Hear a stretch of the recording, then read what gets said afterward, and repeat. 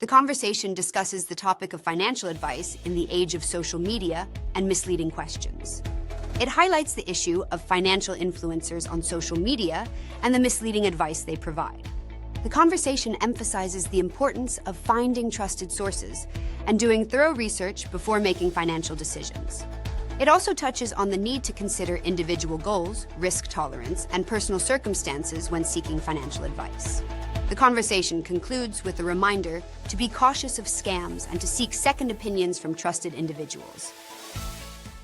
Welcome to the show, yeah. It's time to dive right in. Jim and Ryan here, gonna take you on a thrilling spin. Yeah. We're talking finance, psychology, and everything in between. You're ready for some knowledge, gonna change the way you've always been. Learning lots of mastery, yeah, that's the right guess. Unlock your potential, never be the same. Join us on this journey. Let's spread our wings and fly. Money, minds, and mastery. Together we'll touch the sky. We're live. And I'd like to welcome everyone to the Money Mindset Mastery podcast. I'm your host, Jim. And joining me again is Ryan. Ryan, how are things today? Wonderful day. Now that the rain has stopped, we're moving on into the rest of summer and the humidity that is going to happen. And with humidity, of course, becomes the influence of people out there that we're going to talk about today, right? Social influencers. Yes. You're giving it away? Yes. Just jump right into you're it. right. You and I came across a couple of articles over the weekend. Yep. And we're combining the two for this episode today. So the title is Financial Advice in the Age of Social Media and Misleading Questions. And we're going to combine the two articles. So the first one here is titled, Most Influencers Will Lose Your Money. Here's Why They've Got So Many Followers Anyway. And then the next article we're going to combine is Stop Asking the Wrong Money Questions. Mm-hmm. So I'm going to start off with financial influencers, and this is kind of funny because at the end of the day, we're doing this on social media, right? We're going to be posting Absolutely. this episode on Facebook and Twitter and YouTube and all those other wonderful things. But one of the things that you and I have kind of come across many times is clients who have come to us where they've seen something on social media, on TikTok, whatever the platform is, and they ask us about the concept, the product, whatever it might be, and many times it's really a bad idea, or it's not something that they can actually do here in Canada because these are things that are done in the US, for example, and people don't think to kind of filter through some of that information. Yep. So the one thing I'm going to maybe start in saying is in the article about the influencers, here's what I'm going to read from there. Is according to a study by the Swiss Finance Institute, only 28% of financial influencers give advice that leads to positive returns, while 56% provide money-losing recommendations, and 16% provide no value at all. Mm-hmm. And in fact, those that give money-losing advice to their audience have more followers, even though they generate a negative 2.3% monthly return. That's what the study found. Yep. What do you say about that? What I've noticed is as something you said is sometimes it's just not relevant because we're in Canada and it's something coming from the US. Part of it I feel is the reaction to something that happened weeks or months ago, and it just doesn't apply. And I think a lot of the influence, again, it's shock factor, scare factor, things like that. Often it's FOMO, right? Fear of missing out of this great deal, this stock, things like that.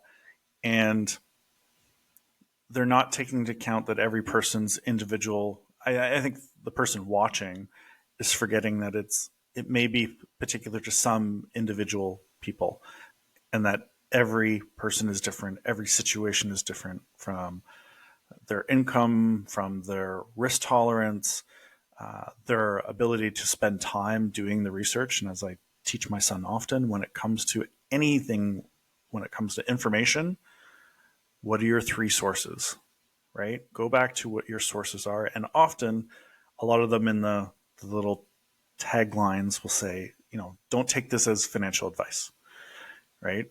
So you have to read some of the little things that are happening below, and often many of them aren't advisors in any way, shape, or form. It's just something they're trying to capture an audience for. And I think that's where a lot of the influence comes from.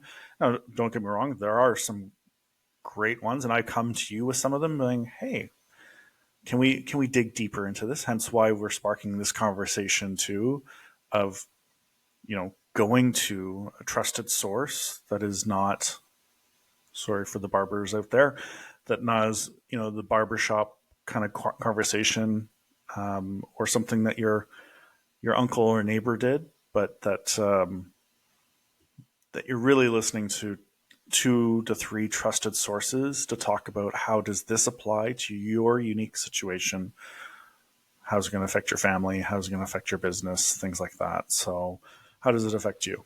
So Yeah, and you know what? You say trusted source, and I don't disagree with you, but I think we're saying that from a perspective of we're a little bit more old fashioned, because here's the thing: the younger generation, their trusted source is what they see online, right? Like I think about my kids and who they follow on social media, and they trust them. So I think just saying follow or go to a trusted source, and I've said the same thing as well in our recordings.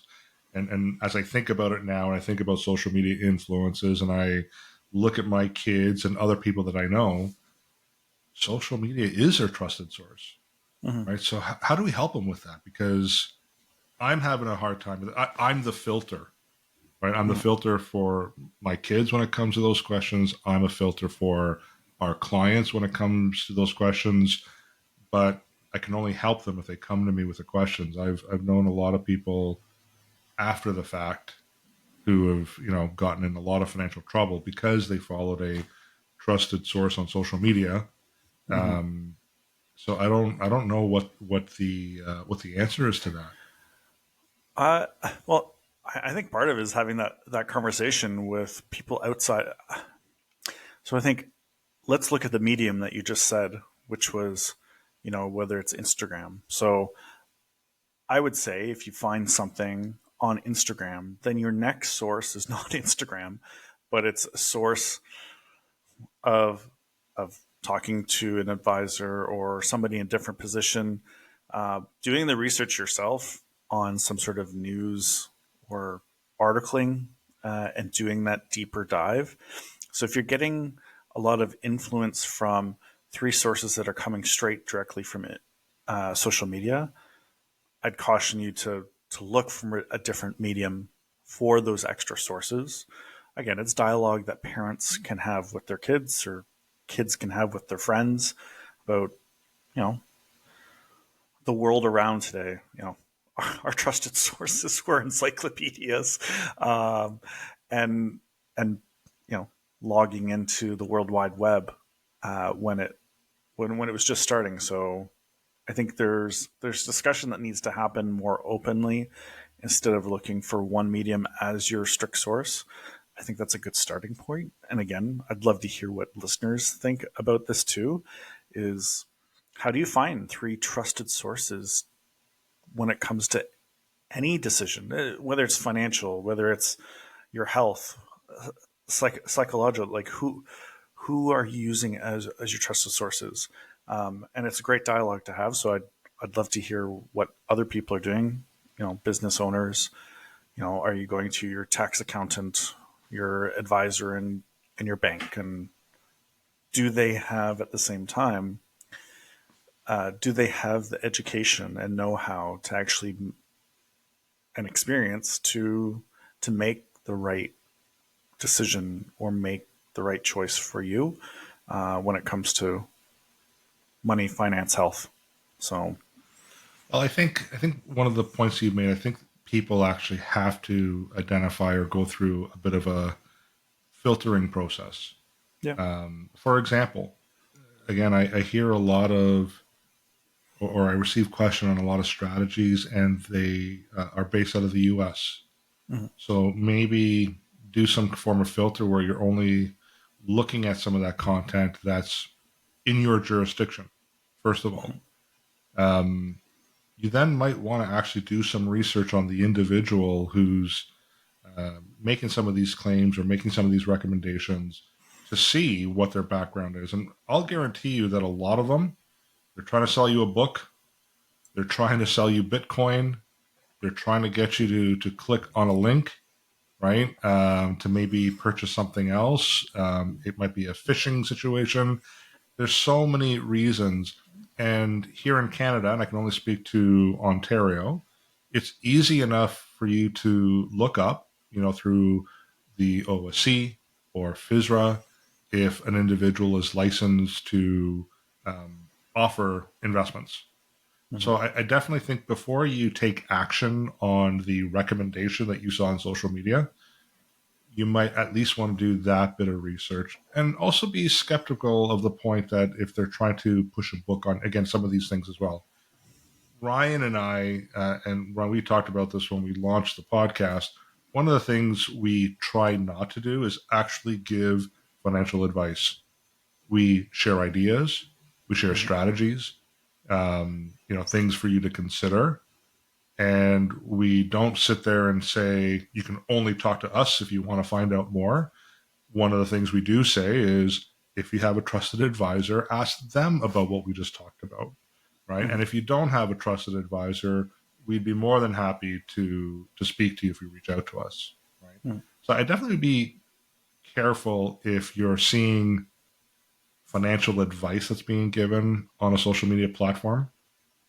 Yeah. One that I'm seeing right now a lot of recently, and it is Canadian, is about the strategy of an RSP meltdown, Yeah. which is something, is a strategy that's been around for years. It's a valid strategy, but the concern that I have when I see some of these videos is the influencer or the advisor is making it sound like it's the right thing for everybody. Yeah. And that's not the case, right? With that type of strategy, as an example, it's a leverage strategy. There's higher risk associated with initiating that strategy. It's not wrong. It just might not be appropriate for certain people at a certain age bracket, right? Mhm. So these are things that I'm seeing a lot of. So yeah, just to Ryan, to your point, try to seek out someone who's human, perhaps, in addition to what you've seen on social media. And I think also, and this is going to lead to our next segment, is listen to what that social media influencer is saying or even asking, Yeah. right? So, as an example, I'm going to go through some of the questions that if you hear any of these in social media, you might want to step back a little bit. For example, should you buy gold? This might be someone who's pushing gold on the social media, or ETFs, or Apple as a stock, or Nvidia, mutual funds, private equity. There's so many examples. Individual stocks. I mean, look at what happened with GameStop a couple of years ago, Yeah. and then it happened, I think, with another stock. So maybe Ryan, let's talk a little bit more about the type of questions that should be asked, or if we are being asked as a person consuming the social media, how we should respond to some of those questions or react to some of those questions. Well, I think for all of us, it's really understanding your situation, right? What is most important to you? What are your goals, dreams?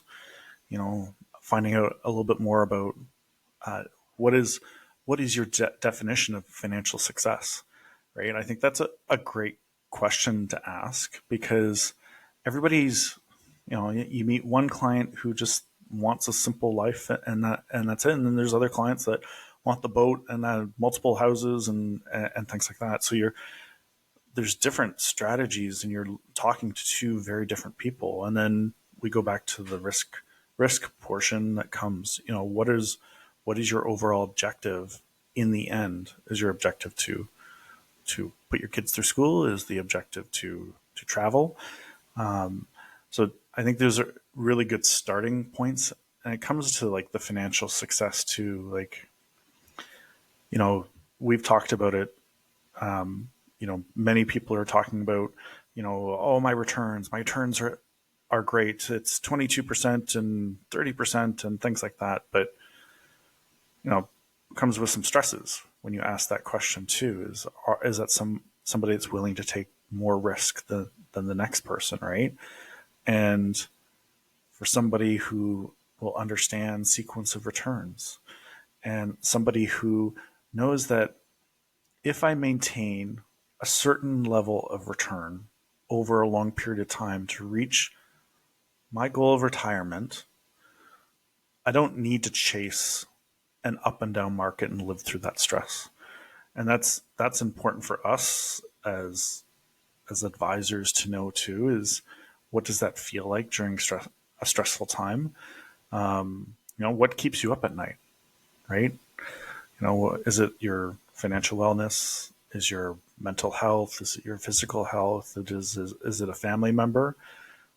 Those are all things that you want to hopefully hear from your advisor when asking and trying to understand a little bit more about you and what your ultimate goal is in the end when it comes to the right questions to ask. At least that's what I've seen and how I connect with people. And it's, do you like taking long walks with your dog, right? Things like that. So what are your interests? So Yeah, acid reflux keeps me up at night right now. yeah.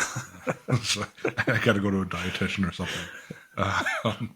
But the other thing to consider too is if it feels like it's a trendy thing, if it feels like you're being sold something, something else to consider as well. Like I don't know, a lot of the social media influencers that I come across who give financial advice, they are very dramatic, very act now. This is like the best thing since sliced bread. There might be a Ferrari in the background. Like there's just, they try to present themselves a certain way. And I think that they're just trying to attract people to listen and watch them and take the advice. So again, consider your source. We've always said that throughout the years, is always consider your source. Yeah.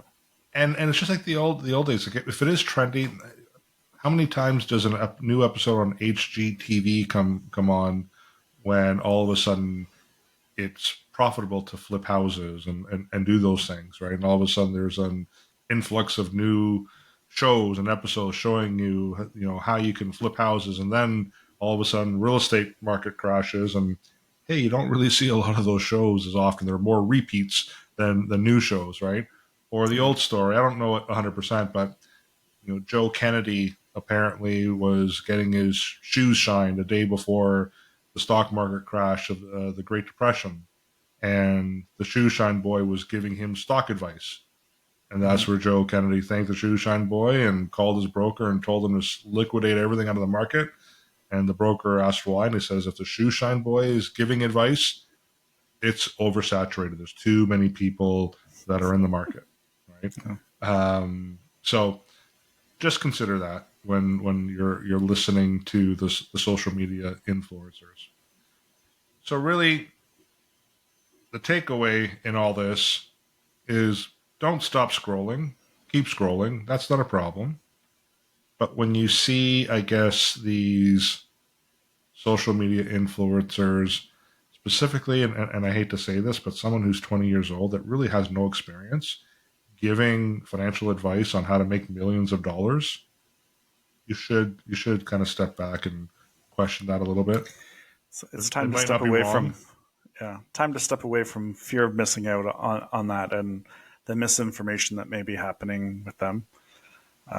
And yes, I've heard of many of these younger people making millions, but often a lot of it is a show, and you can research and do that on the backside of all these people that say that they're making millions. There's some great information via YouTube, via articles that have been written about the way they get more influencers is by having fake and paying for the influencing and showing that you could very easily pay to have a bunch of followers, which creates a momentum of people feeling like, oh, the herd behavior of following the herd, and that fear of missing out. So I think there has to be something with the tone and the authenticity that you see in some individuals. And if they don't feel authentic, then trust your gut, right? Trust your gut. Start using your brain, and then hopefully somewhere in between you land the right information that help you make a more informed decision of whether, as you said, should I buy X product? And again, I like to go back to what you just said, which was, that sales driven nature of everything is about sales, instead of what's right for you, instead of putting more money out there that could be used to help you achieve your goal in a different way. Pyramid schemes, they're all back in action again. The prince from Egypt is making his phone call rounds again. There's so many of them to be influenced by. So, yeah. Yeah, we've come across a couple in person from people who were being defrauded from what they saw on social media, and my fear is for some of the older clients. Like I remember there have been a few occasions where I've had a client, who would call me or email me saying, "Hey, like I think I want to go ahead and put all my money into Bitcoin or gold or whatever," and I ask them why, and they're like, "Oh, well, I just saw an article and so said that they're putting all their money into Bitcoin," and it could be a politician, could be an actor, a musician, whomever their trusted person is of influence, right? Yeah. And I'll ask them to forward me the article, and sure enough, it looks like it's a Toronto Star article, legitimately written by someone at the Toronto Star, with quotes from this individual, again, could be politician. And then when you hover over the link that they encourage you to click, you can see that it's leading you to a Bitcoin platform or another platform. Yeah. And I have to go back to the clients and say to them, like, this is a phishing scam. Yeah. So, but they honestly trust and believe that, well, this is the Toronto Star, and it's someone that I know in the media that I trust. There's no way that they would defraud me, but it's actually not them. It's someone else presenting themselves as them. Yeah. Right? So if you have any questions, I mean, I encourage our clients to continue on referring us to these situations if they come across and ask questions. Like, I'm more than happy to walk people through to determine if it is something that's valid or not valid. Yeah. So yeah, just feel free to reach out to us on if you come across those situations, or as Ryan and I said, your trusted human individual could be, again, your parent, your friend, whoever. Reach out to them and maybe get a second opinion as well. Yeah, I think algorithms and AI are becoming more and more of a impact on our day to day. There's a very scary video of people at a movie theater, and somebody's gone and pulled all the information from their Instagram and put together like a video of their child, right? And the voice and everything. So it's important that you understand the algorithms that are out there that will continuously show you the same information, and that a lot of these programs too can be data collecting. Data information is of value, and making sure that you're not on those lists, to make sure you're protecting yourself, and then that you're asking the questions. And I think one of the big things to be aware of too is like, it can happen to anybody, and it has happened to a lot of people. And the more we talk about it, the more we can be more aware and protect each other from some of the things that are going on out there, instead of being ashamed of it and going through it and potentially losing out on thousands, hundreds of thousands of dollars, and putting yourself at risk for further. So I would challenge everybody out there to make sure that this doesn't happen to you, or potentially, a parent, especially, because that's often that we run into, as you just said, is our older clients are being scammed through some of these mediums that they could well be protected if they had just talked about it. So I agree. So I think that's really the takeaways, people, is be careful. Don't trust everything that you see online, including us. If you want a second opinion on anything that we talk about, research. That's your job. But if you do want to find out more about us, then you can go on the social media platforms that we just said you might want to try to avoid in getting advice. But once again, we're not giving you advice online. We would be more than happy to do it in person, because every person's situation is different, unique. Every person's risk capacity is very different. No one size fits all solution. It just doesn't exist. So look us up. You can also find us on our website, tvhfinancial.ca. If you have any questions and you want to deal with us directly, email us, financial@tvhgroup.ca. And until the next time, everyone, have a wonderful day. Thanks, Ryan. take care.